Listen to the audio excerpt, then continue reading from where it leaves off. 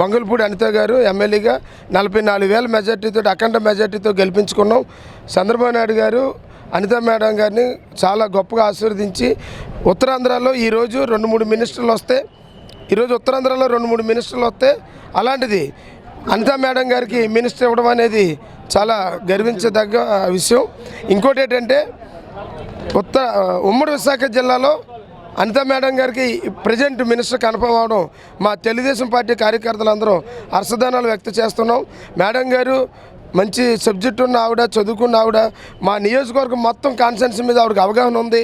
ఖచ్చితంగా నియోజకవర్గం మొత్తం అభివృద్ధి చేస్తారని, అందులోనూ మా మత్స్యకార గ్రామాల్లో 18 గ్రామాలు ఉన్నాయండి. ముఖ్యంగా ఈ 18 గ్రామాల్లో అనేకమైన సమస్యలు ఉన్నాయి. ఒక జట్టి లేదు, మండలానికి ఒక జట్టి నిర్మించి మత్స్యకారులు అందరూ మైగ్రేషన్ వలస వెళ్ళిపోతున్నారండి అధిక స్థానంలో.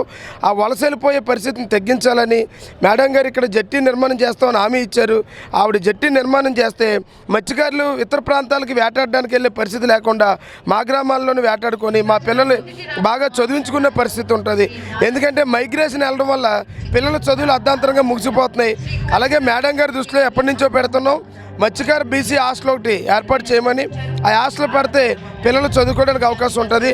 జై అనిత మేడం. అనిత మేడం గారి నాయకత్వం, అనితమ్మ గారి నాయకత్వం. జగన్మోహన్ రెడ్డి అహంకారానికి, చంద్రబాబు నాయుడు గారి యొక్క పరిపాలన విధానానికి ప్రజలు ఓటేశారు. చంద్రబాబు నాయుడు అభివృద్ధికి ఓటేశారు.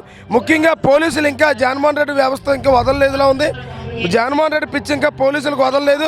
ఎందుకంటే పాసులు ఉన్నాయి. ఇగో నా దగ్గర విఐపి పాస్ ఉందండి. విఐపి పాస్ ఉన్నా సరే పోలీసు అంటే నేనే కాదు, మా కారుని అక్కడ ఆపేశారు. ఇలా ఇంకా అనేక శ్రీకాకుళం, రాయలసీమ నుంచి వచ్చిన వారు అనేక మందిని కూడా పోలీసులు ఎక్కడ పెడితే అక్కడ నిర్బంధించేస్తున్నారు. ఖచ్చితంగా పోలీసుల యొక్క ఉద్దేశం ఏంటంటే ఈ మీటింగ్ సక్సెస్ అవ్వకూడదని అనిపించండి. నా దగ్గర విఐపి పాస్ ఉందండి. అదే సమయంలో ప్రభుత్వంలో ఉన్న 47 కీలక శాఖలను నిరంతరం పర్యవేక్షిస్తూ ఇదిగోండి కార్ పాస్ ఉంది. కార్ పాస్ ఉన్నా సరే మమ్మల్ని 5-6 కిలోమీటర్ల దూరంలో ఆపేశారు, నడిపిస్తున్నారు అలా అనేక మందిని.